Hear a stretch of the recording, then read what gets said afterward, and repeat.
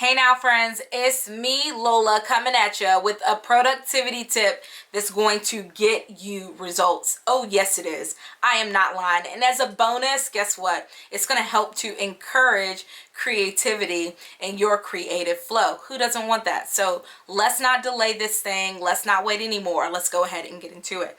So I want to share this productivity tip with you that I discovered. It really helps me. It helps me do my best work. It helps me do really high demanding work and meet the deadlines I have to meet for myself and for others. So I want to share it with you so that you can use it and apply it in your day-to-day life, so you can take this and make it part of your routine and get some good positive results with it too. So here it is. It's a 3-step productivity tip: rest, routines, and daydreams. Let me say it again. It rhymes. It's cute, right? I didn't do it on purpose. It just kind of worked out like that. So rest, routines, and daydreams. Rest, routines, and daydreams are the secret that helps me get stuff done. It really is. Why? I'll explain it to you. Rest is so essential. Everything has to rest. We cannot just run and run and run and then expect to produce in the same way we always do. We have to give ourselves time to be restored. We have to give ourselves time to regroup, to rest, and to get refilled so we can come back with something better than what we did before. Even machines have to rest. Your computer needs to take a break, okay? Computers have to be rebooted. Computers have to get system upgrades. Come on. Computers need to restart. Computers need to completely shut down. And so do you. Look at God. Hey, he did a lot of stuff at the beginning of creation, but it says that he rested, right? On the 7th day.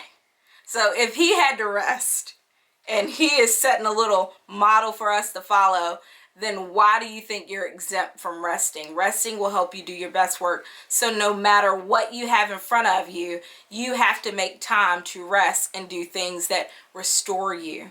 Okay? The next thing is routines. I love routines. Routines work. Listen, I had one morning where I got up and my morning routine was not happening and I was very agitated.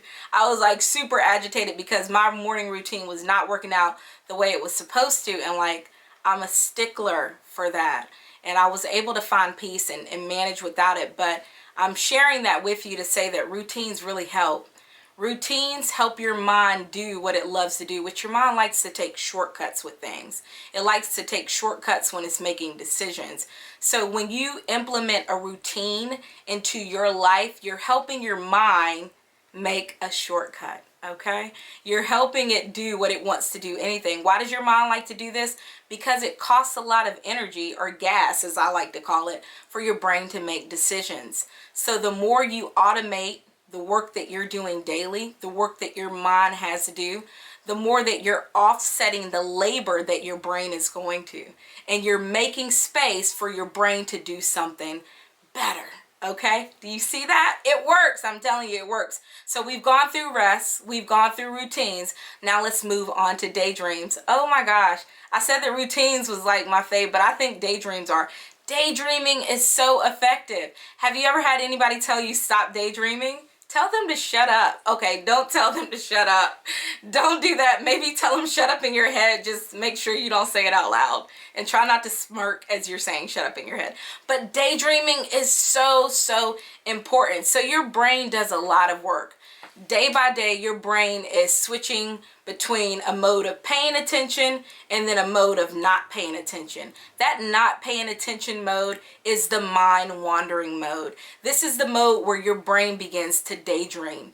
And when you daydream, it helps you connect thoughts and ideas that you otherwise wouldn't connect, possibly, and you begin to innovate and you begin to create and you begin to do some really amazing stuff. I feel like somebody doesn't believe me, so I'm just going to pull out my handy dandy book, a book that I read. It's really great, and I'm going to read an excerpt of this book to you, and then I'll tell you what the name of the book is, and I'll put the link below and you can check it out. So here we go. Have you ever sat in an airplane or train just staring out the window with nothing to read, looking at nothing in particular? You might have found that time passed very pleasantly. with no real memory of what exactly you were looking at, what you were thinking, or for that matter, how much time actually elapsed. You might have had a similar feeling the last time you stepped by the ocean or a lake, letting your mind wander and experiencing the relaxing feeling it induced. In this state, thoughts seem to move seamlessly from one to another. There's a merging of ideas, visual images, and sounds of past, present, and future. Thoughts turn inward, loosely connected, stream of consciousness, thoughts so much like the nighttime dream state that we call them daydreams. This distinctive and special brain state is marked by the flow of connections among disparate ideas and thoughts, and a relative lack of barriers between senses and concepts. It also can lead to great creativity and solutions to problems that seemed unsolvable. It's discovery, a special brain network that supports a more fluid and non-linear mode of thinking, was one of the biggest neuroscientific discoveries of the last 20 years. This network exerts a pull on consciousness. It eagerly shifts the brain into mind wandering when you're not engaged in a task. And it hijacks your consciousness if the task you're doing gets boring. Is anybody daydreaming right now? Okay, back to reading. It has taken over when you find you've been reading several pages in a book without registering their content, or when you are driving on a long stretch of highway and suddenly realize you haven't been paying attention to where you are and you missed your exit. It's the same part that took over when you realize that you had your keys in your hand a minute ago, but now you don't know where they are. Where is your brain when this happens? Envisioning or planning one's future, projecting oneself into a situation, especially a social situation, feeling empathy, invoking autobiographical memories also involve this daydreaming or mind-wandering network. If you've ever stopped what you were doing to picture the consequences of some future action or to imagine yourself in a particular future encounter, maybe your eyes turned up or down in your head from a normal straight ahead gaze and you became preoccupied with thought. That's the daydreaming mode. It's powerful. It's powerful. Listen, this book that I read to you from is called The Organized Mind, Thinking Straight in the Age of Information Overload. It's by Daniel J. Levitin.